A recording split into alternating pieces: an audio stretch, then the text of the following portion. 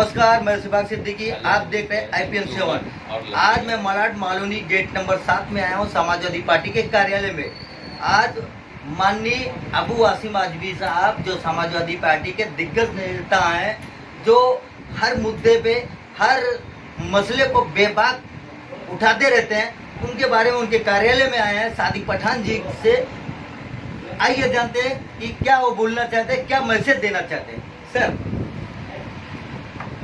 आज 8 अगस्त को हमारे माननीय अबू आसिम आजमी साहब का बर्थडे है। इसमें केक काट कर उनको दुआ मांगते हैं और इसी तरह वो कौम की खिदमत करते रहे और हम उनके पीछे उनके साथ खदे में लगाकर चलते रहे। यही हमारी अल्लाह से दुआ है और लोगों से भी ये विनती है कि अबू आसिम को बढ़ चढ़ कर साथ दें।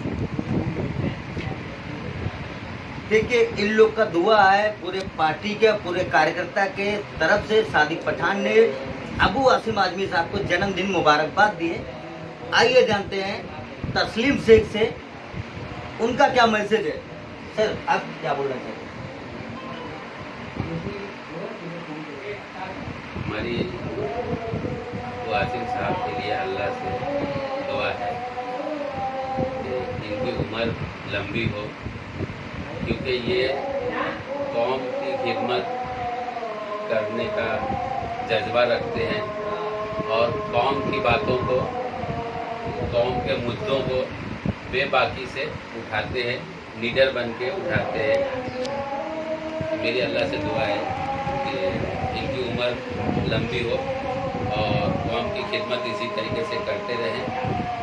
और अबू आसिम भाई के बारे में कहना ये था कि अभी कुछ बातें हुई कि ट्रेन में हादसा हुआ और भी बहुत सारे हुए, तो कोई विधानसभा में आवाज़ उठाने को तैयार नहीं था।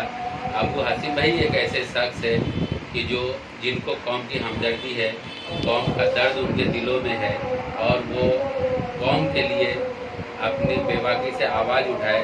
उन्होंने विधानसभा स्पीकर को कहा कि सर, हमारे कौम का कोई हमदर्द नहीं है, कोई पुरसे हाल नहीं है। हमारे लोगों को जगह जगह गौ तस्कर के नाम पे बजरंग दल के लोग मार रहे हैं। हमारे कौम का कोई हमदर्द नहीं है, कोई पुरसे हाल नहीं है, आप इस पे संज्ञान लें। ये बात अबू आसिम भाई ने बहुत बेबाकी से उठाया। हम लोग दुआ करते हैं कि इनकी उम्र अल्लाह ताला लंबी करे और वो ऐसा ही कौम की खिदमत करते रहे, कौम के लिए लड़ते रहे। धन्यवाद। सर, नूह में जो मुसलमानों के लिए अत्याचार हो रहा है, अन्याय हो रहा है और वहाँ पे मुल्ले काटे जाएंगे नाम पे नारे लग रहे हैं, बजरंग दल वाले, RSS वाले वहाँ के मुल्ले काटे जाएंगे नारे लग रहे हैं, उसके बारे में आप क्या कहना चाहते हैं? आपकी पार्टी की तरफ से क्या उनको समर्थन है? देखिए, हमारी पार्टी और अबू आसिम भाई बेबाकी से आवाज़ उठा ही रहे, लेकिन वहाँ की जो सरकार है, वहाँ की जो मुख्यमंत्री वो बेशरम है, निर्लज है, तो उसके बारे में क्या कहा जा सकता है? उनकी इंसानियत मर चुकी है। वो इंसान के नाम पे कलंक है, बदनुमा दाग है, धब्बा है। उसको फौरन इस्तीफा दे देना चाहिए ऐसे मौके पे, क्योंकि उनके पार्टी का नारा है बेटी बचाओ बेटी बढ़ाओ, लेकिन ये उल्टा कर रहे हैं। बेटी को नंगा करके जुलूस निकाल रहे, उनके बदन को गलत तरीके से टच कर रहे हैं। ये कितनी शर्म की बात है। और हिंदुस्तान में बेटियां सेफ कहाँ से है, ये बीजेपी से मैं पूछना चाहता हूँ। ये लोग बोलते हैं कि बेटी सेफ है, सुरक्षित है, तो किस तरीके से सुरक्षित है? क्या ये सुरक्षित का नमूना है? ये मॉडल है?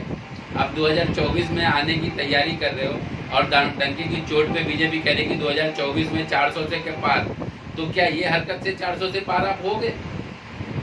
जनता आपको क्या समझ के वोट दी थी? आपने कहा था अच्छे दिन आएंगे, लेकिन ये अच्छे दिन है? हमारी माँ बहनों की इज्जत लूटी जा रही है, नंगा करके परेड कराया जा रहा है। क्या यही अच्छे दिन है? अगर ये अच्छे दिन है तो हमारे पहले वाले खराब दिन ही हमको लौटा दो और अपने इस्तीफा देके अपने घर पे जाओ।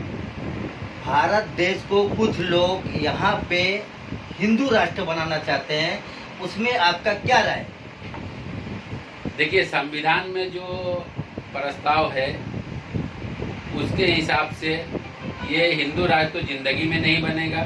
ये कुछ लीडर लोग जो है ना हिंदुओं को सिर्फ बेवकूफ़ बना रहे हैं और हिंदू राष्ट्र ये बनने से रहा, लेकिन कुछ अंधभक्त है, इस बात को समझते नहीं है, हिंदुस्तान के संविधान को समझते नहीं है। बाबा साहब अम्बेडकर ने जो संविधान दिया है उसके हिसाब से ये राष्ट्र, हिंदू राष्ट्र कभी बन ही नहीं सकता है। ये स्वतंत्र है, स्वतंत्र रहेगा।